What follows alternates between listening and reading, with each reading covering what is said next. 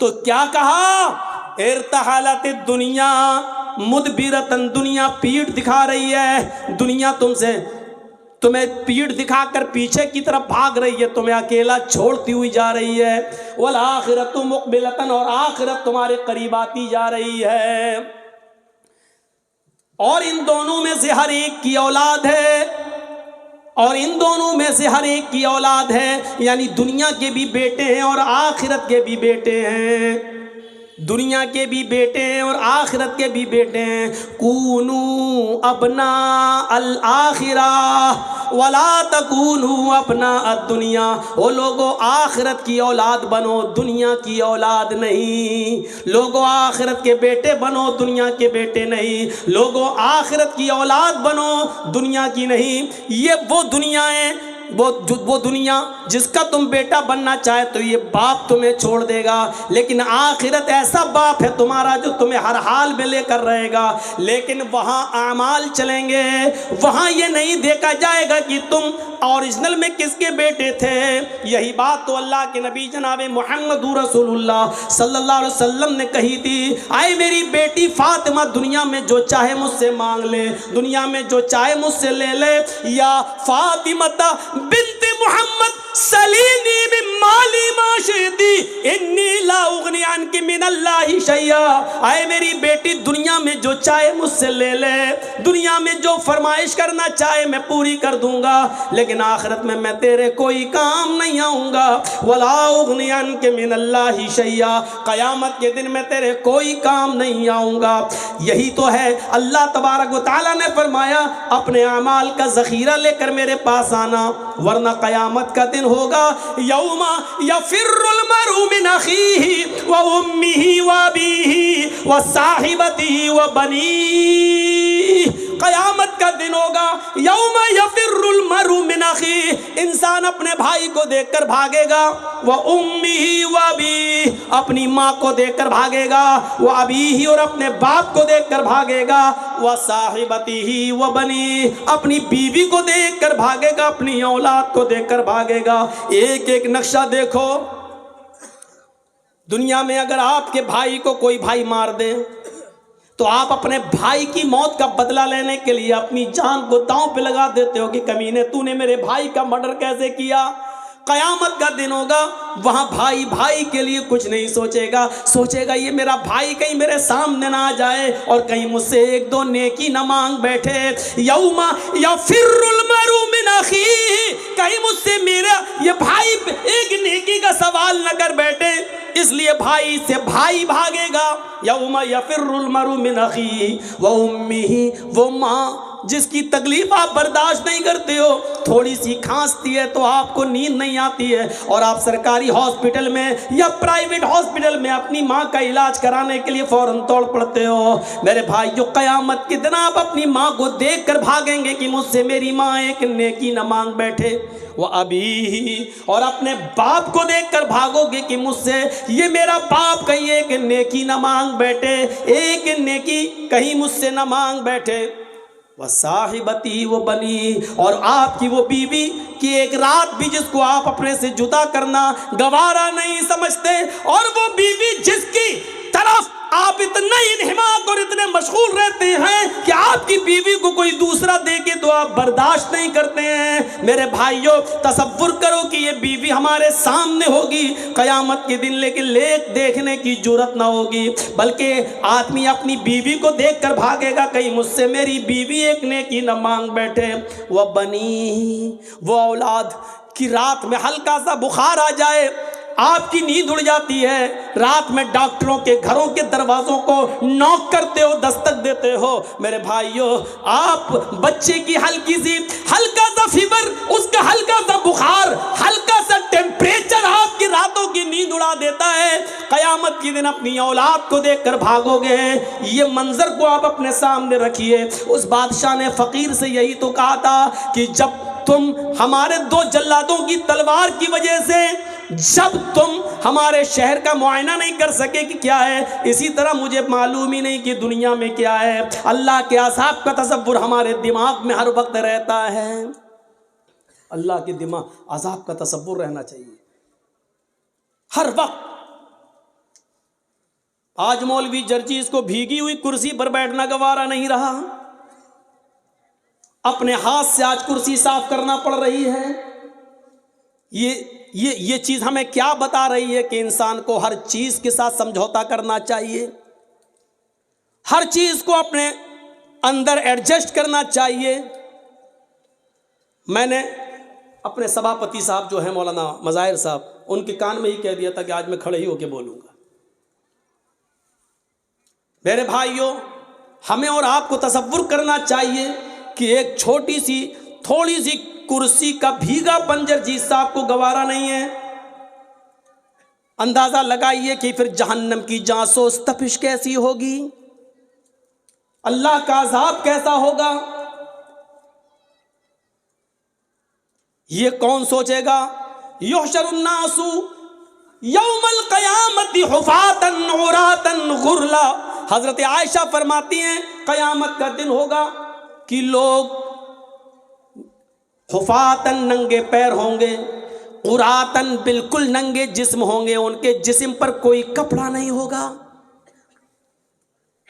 غرلا، جیسے ماں کے پیٹ سے بچہ پیدا ہوتا ہے اس کا ختنہ نہیں ہوتا ہے، سب کی سب قبر سے جب اٹھیں گے تو بغیر ختنے کے اٹھیں گے۔ میدان محشر میں جب سب جمع ہوں گے تو کسی کا ختنہ نہیں ہوا ہوگا، سب غیر مختون ہوں گے، بغیر ختنے کے ہوں گے، اور سب کو اپنے اپنے کیے کرے کا حساب کتاب دینا ہوگا۔ حضرت عائشہ کہتی ہیں الرجال والنساء جميعا، اے اللہ کے نبی کیا مرد بھی ہوں گے اور عورتیں بھی ہوں گی؟ ہاں، یہاں تو جلسے میں بھی لڑکے نکل جاتے ہیں دیکھنے کے لیے، دیکھیں کون کتنی لپسٹک لگائے ہے، کون کتنی کریم اور پاؤڈر لگائے ہے۔ بہت سے جلسوں میں جاتا ہوں، میلہ لگتا ہے، اور جب تک جرجیز صاحب کا نمبر نہیں آ رہا باہر گھومتے رہتے ہیں لوگ، بہار اور ہر جگہ۔ آپ کے علاقے میں بھی یہی حال ہے، اور ان لڑکیوں کے پیچھے لڑکے، ارے جس جگہ چوڑی کی اور اس کی دکان ہے وہاں تم کیا کر رہے ہو بھائی؟ جو خالص لیڈیز سامان بک رہا ہے، زیور بک رہے ہیں، چوڑی بک رہی ہے، جہاں جینٹس کا ایک سامان نہیں وہاں تم کیا کر رہے ہو بھائی؟ الفاظ کڑوے ضرور ہیں لیکن سچ ہیں۔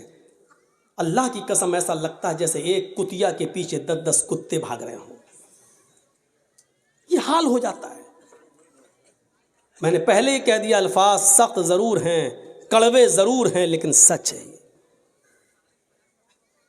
حضرت عائشہ کہتی ہیں الرجال والنساء جميعا، اے اللہ کے نبی کیا اس میدان محشر میں مرد بھی ہوں گے عورتیں بھی ہوں گی؟ قال نعم، نبی اکرم کا جواب سنو، ہاں مرد بھی ہوں گے عورتیں بھی ہوں گی، مرد بھی ہوں گے عورتیں بھی ہوں گی۔ امام کائنات نے جب یہ کہا تو حضرت عائشہ رونے لگی اور روتے ہوئے کہنے لگی ینظر بعضهم الی بعض، اے اللہ کے نبی کیا مرد عورتوں کو اور عورتیں مردوں کو دیکھ رہی ہوں گی میدان محشر میں؟ کیا مرد عورتوں کو اور عورتیں مردوں کو دیکھ رہی ہوں گی؟ اللہ کے نبی اس کا جواب کیا دیتے ہیں؟ ہاں عائشہ، نہ مردوں کا پردہ عورتوں سے ہوگا نہ عورتوں کا پردہ مردوں سے، مرد بھی برہنہ عورتیں بھی برہنہ، مرد بھی ننگے عورتیں بھی ننگی ہوں گی، مرد عورتوں کو اور عورتیں مردوں کو دیکھ رہی ہوں گی۔ حضرت عائشہ نے کہا اے اللہ کے نبی تب تو عورتیں مارے شرم کے، تب تو لیڈیز مارے شرم کے مر جائیں گی جب مرد ان کی طرف نظریں اٹھا کے دیکھیں گے۔ یہاں اگر کوئی لڑکی پر لڑکا نظر نہ ڈالے نہ دیکھے تو وہ کہتی میرے میک اپ میں کمی تو نہیں ہے، میرا ڈریس تو صحیح ہے کہ نہیں، پھر لڑکا دیکھ کیوں نہیں رہا ہے؟ یہاں یہ حال ہے، اور وہاں کیا ہوگا؟ حضرت عائشہ کیا کہہ رہی ہیں؟ تب تو عورتیں مارے شرم کے مر جائیں گی جب مرد ان کی طرف نظریں اٹھا کے دیکھیں گے، اللہ کے نبی فرماتے ہیں عائشہ اتنی پرواہ کس کو ہوگی کہ کوئی مرد کسی عورت پر شہوت کی نظر ڈال سکے، گندی نظر ڈال سکے، غلط نظر سے دیکھ سکے۔ معاملہ اتنا سخت ہوگا کہ ہر انسان کو سورج کی گرمی اور اس گرمی سے نکلنے والے پسینے سے بچنے کی فکر ہوگی۔ میدان محشر میں وہ سورج جو سبا نیزے کے فاصلے پر 1 میل کے فاصلے پر ہوگا اور اس کی گرمی سے جسموں سے پسینہ ٹپک رہا ہوگا اور لوگ اپنے پسینوں میں ٹخنوں کے برابر، پنڈلی کے برابر، گھٹنے کے برابر، ران کے برابر، کمر کے برابر اور گلے تک ڈوب رہے ہوں گے۔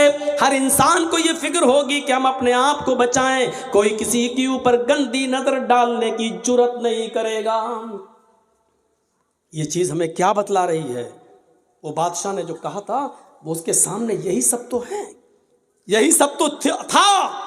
اللہ کے نبی سے کسی نے پوچھا آپ کی عمر 63 سال 63 سال اتنی زیادہ تو نہیں ہوئی ہے کہ داڑھی کے بال سفید ہو جائیں؟ آج کل تو 40 سال کی عمر میں، 30 سال کی عمر میں سفید ہونے لگتے ہیں۔ اس کی وجہ یہ ہے کہ جو بھی ہم صابن استعمال کرنا چاہتے ہیں کر لیتے ہیں کیمیکل والا، جو شیمپو لگا رہے ہیں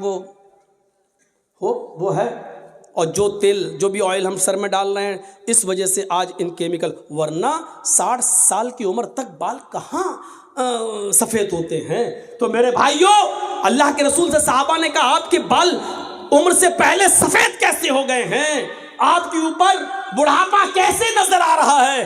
تو اللہ کے نبی نے جواب یہ نہیں دیا تھا کہ میری 4 بیٹی ہے، زینب، رقیہ، ام کلثوم اور فاطمہ، مجھے ان کی شادی کرنا ہے، ان کا گھر بسانا ہے، ان کے لیے لڑکے دیکھنا ہے۔ یہ جواب نہیں دیا تھا کہ مجھے بیٹیوں کی ٹینشن ہے، مجھے بیٹوں کی ٹینشن ہے۔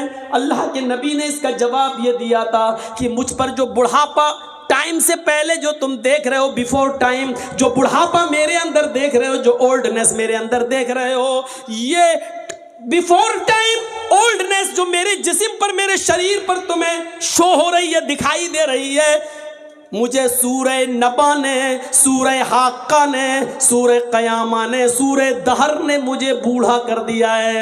ان صورتوں میں قیامت کا جو ہولناک منظر بیان کیا گیا ہے، اس ہولناک منظر نے ہمیں بوڑھا کر دیا ہے۔ مجھے ہر وقت اللہ کے سامنے جواب دہی کی فکر ہوتی ہے۔ وہ چیز ہمیں کیوں نہیں ہوتی ہے؟